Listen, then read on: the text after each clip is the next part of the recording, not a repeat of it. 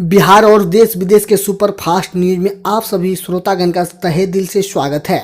जदयू कार्यालय में 20 मिनट तक हाथ जोड़े कार्यकर्ताओं का अभिवादन करते रहे नीतीश। नवनिर्वाचित विधायकों के साथ हार की कर रहे हैं समीक्षा। बिहार चुनाव के नतीजे के बाद पहली बार सीएम नीतीश कुमार एक आने मार्ग से बाहर आए हैं। वे जदयू कार्यालय में करीब 20 मिनट तक हाथ जोड़कर कार्यकर्ताओं का अभिवादन करते रहे। यहां जदयू के नवनिर्वाचित विधायकों से सीएम के पहले मुलाकात की। फिलहाल वे कार्यालय में नवनिर्वाचित विधायकों के साथ पार्टी को जो इतनी कम सीटों मिली हैं उस पर समीक्षा कर रहे हैं। खबर है पटना से। पटना शिक्षक क्षेत्र के नवल किशोर यादव जीते।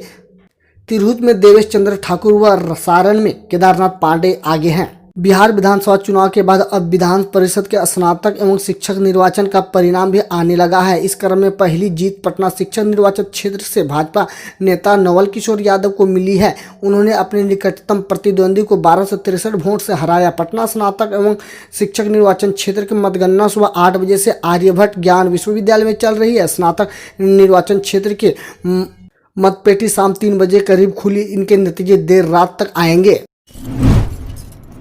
राजद ने अपनी हार नहीं मानी। तेजस्वी बोले हम हारे नहीं, हराए गए।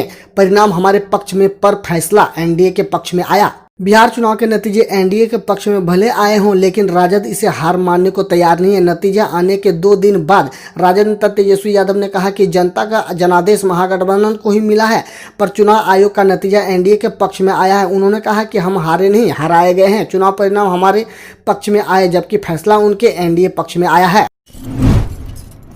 खबर है पटना से। घर से निकलते ही कुछ दूर चलते ही रास्ते में हर जगह लगा जाम। चिरैयाटांड़ फ्लाईओवर से कंकड़बाग की तरफ उतरने ही गाड़ी की लंबी लाइन देखी जा रही है। धनतेरस दिवाली की खरीदारी के लिए निकले लोग से बड़ी भीड़। सड़क किनारे अस्थायी दुकानों पर पार्किंग बन रही है जाम की वजह। खबर है मुजफ्फरपुर से। मंगलपुर और मलपुरा में बने चेकपोस्ट पेराई सत्र के समाप्ति तक तैनात रहेंगे जवान। गन्ने के पेराई सत्र के प्रारंभ होने के साथ ही नगर के मध्य से गुजरने एनएच पर जाम लगने लगा है। इस समस्या से निपटने के लिए पुलिस व प्रशासन अधिकारियों से निर्णय लिया है कि गन्ने लदे वाहन को दिन में शहर के बाहर ही रोक दिया जाए। यह आदेश प्रभावी हो चुका है। अब वाहनों को रोकने के लिए चेकपोस्ट बनाया जा रहा है। एसडीएम शेखर आनंद ने बताया कि मंगलपुर व मलपुरा में चेकपोस्ट बनाए जा रहे हैं। दोनों चेकपोस्टों पर 4-4 जवान की तैनाती की गई है। मिल प्रबंधन भी यहां अपने कर्मियों की तैनाती करेंगे जो जवान के टोकन की जांच करेंगे। साथ ही वाहनों को सड़क किनारे खड़ा करने में जवानों की मदद करेंगे। गोपालगंज में हाईवे पर अनियंत्रित बस ने फूल बेचने वाले 2 वृद्धों को रौंदा, एक ने दम तोड़ा। राष्ट्र उच्च पथ संख्या 28 पर सिधवालिया थाना क्षेत्र फुटानीगंज मोड़ के समीप तेज रफ्तार बस से वृद्ध समेत 2 लोगों को टक्कर मार दी। इस घटना में वृद्ध व्यक्ति की मौत हो गई जबकि दूसरे व्यक्ति गंभीर रूप से घायल हो गया है। दुर्घटना में मृत व्यक्ति आसपास के इलाकों में फूल बेचकर अपना और परिवार का गुजारा करता था। घायल युवक को बेहतर इलाज के लिए सदर अस्पताल में भर्ती कराया गया है। ट्रैफिक नियमों का पालन कर नियंत्रित की जा सकती है 90% दुर्घटना। खबर बताया जा रहा है कि रोहतास से ईश्वर ने सृष्टि में सुव्यवस्थित और नियमों का पालन करते हुए चलने के लिए दृष्टि दी है, लेकिन हम सड़क पर यात्रा करते समय दृष्टि का उपयोग उसके किनारे दिखे बोर्ड पर नियमों को पढ़कर भी उसके पालन भी नहीं करते हैं। अगर समय पर ट्रैफिक नियम का पालन करें तो 90% दुर्घटना पर नियंत्रण पाया जा सकता है। मंडल क्षेत्र के सुवारा हवाई अड्डा वियाडा मैदान में गुरुवार को ड्राइविंग लाइसेंस के लिए प्रशिक्षण प्राप्त प्रशिक्षकों को ट्रैफिक नियमों की जानकारी देते हुए मोटरयान निरीक्षक राकेश रंजन ने यह बात कही। धनतेरस पर बर्तन मंडी पर उमड़ी भीड़, वन वे हुआ यातायात। धनतेरस के अवसर पर गुरुवार को धातु खरीदने की परंपरा चल आ रही है। इस परंपरा के निर्वाहक को शहर के सरफा मंडी से लेकर बर्तन बाजार तक हर ओर खरीदारी के भारी भीड़ लगी रही है। इस दौरान लोगों को कई परेशानियां नहीं हो इसके देखते हुए शहर में वन वे ट्रैफिक करने के साथ ही बर्तन मंडी में किसी भी वाहन में प्रवेश रोक दी गई है। खबर है बक्सर से। कोरान सराय में दूध उत्पादकों को मिली लाभांश की राशि। बक्सर अनुमंडल अंतर्गत कोरांस के दूध उत्पाद समिति के परिसर में गुरुवार को वित्तीय वर्ष 2019-20 के लाभांश का वितरण समारोह आयोजित कर दिया गया है। इस दौरान सैकड़ों की संख्या में इलाकाई पशुपालकों, गणमान्य अतिथियों एवं अधिकारियों ने अपनी भागीदारी सुनिश्चित कराई।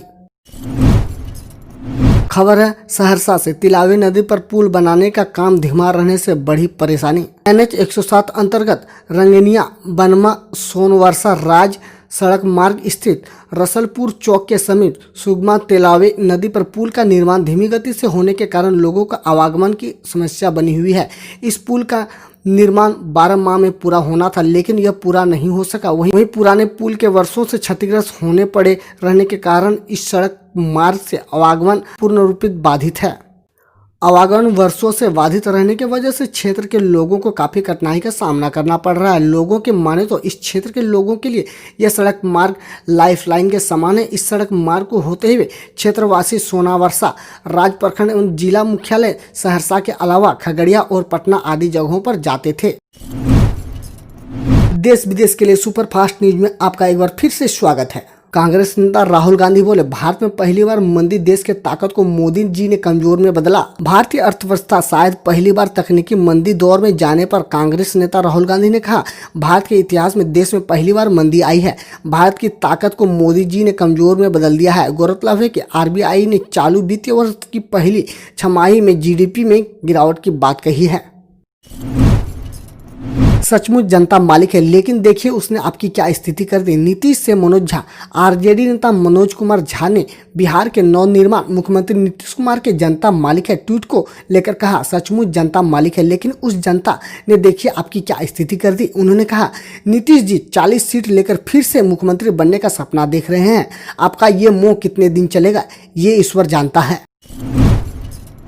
हाईकोर्ट ने तेलंगाना सरकार को दिवाली और पटाखे जलाने पर बैन लगाने का दिया निर्देश। तेलंगाना हाईकोर्ट ने गुरुवार को तेलंगाना सरकार को दिवाली पर पटाखे के इस्तेमाल और बिक्री पर प्रतिबंध लगाने का निर्देश दिया है। हाईकोर्ट ने दिशा दिया है कि राज्य सरकार पटाखों की दुकान को तुरंत बंद करने के लिए कदम उठाए। हाईकोर्ट ने एक वकील की याचिका पर आदेश दिया और प्रतिबंध के बारे में जागरूकता फैलाने को कहा है।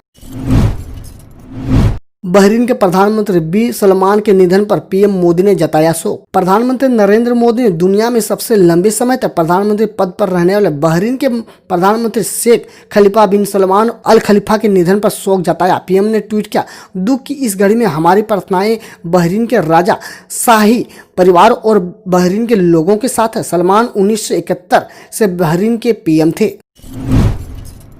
शिवसेना बोले, नीतीश का बिहार सीएम बनाना हारे हुए पहलवान को जीत का पदक पहनाना जैसा होगा। शिवसेना के मुखपत्र सम्मान में बिहार चुनाव पर लिखा है, तीसरा क्रमांक पर फेंके जा चुके नीतीश कुमार मुख्यमंत्री के रूप में आगे बढ़ेंगे तो यह उनकी कैरियर की त्रासदी साबित होगी। बकौल शिवसेना यह हारे हुए पहलवान को जीत का पदक देने जैसा समारोह साबित होगा। जेडीयू को लोगों ने धूल चटा दी, बीजेपी ने बाजी मारी है। वित्त मंत्री निर्मला सीतारमण बोली, भारत मजबूती से रिकवर कर रहा है। कंपोजिट पीएमआई 9 साल के उच्चतम स्तर पर है। वित्त मंत्री निर्मला सीतारमण ने गुरुवार को बताया कि भारत अर्थव्यवस्था मजबूती से रिकवर कर रही है और कंपोजिट परचेज मैनेजर्स इंडेक्स करीब 9 साल के उच्चतम स्तर पर पहुंच गया है। उन्होंने कहा कि बिजली की मांग, जीएसटी संग्रहण सभी में स्वस्थ तेजी दिख रही है। बकौल सीतारमण ऋण देने की दर और एफडीआई प्रवाह बेहतर हुआ है। भारत के प्रधानमंत्री बोले, कर आतंकवाद से कर पारदर्शिता की तरफ बढ़ रहा है भारत। प्रधानमंत्री नरेंद्र मोदी ने कहा कि पिछली सरकारों में कर आतंकवाद एक आम समस्या थी, लेकिन भारत इन्हें पीछे छोड़कर एक पारदर्शिता की तरफ बढ़ा है। उन्होंने कहा कि ऐसा इसलिए हुआ क्योंकि हम रिफॉर्म, परफॉर्म और ट्रांसफॉर्म के विचार के साथ आगे बढ़ रहे हैं। बकौल प्रधानमंत्री, हम टेक्नोलॉजी का इस्तेमाल कर नियमों में सुधार कर रहे हैं। हम रोज ऐसे ही न्यूज लाते रहेंगे। तो यदि आपने अभी तक क्लीन न्यूज को सब्सक्राइब नहीं किया है तो पहले फटाफट सब्सक्राइब कर लें, साथ ही बेल आइकन को दबा दें ताकि कोई अपडेट मिस ना हो।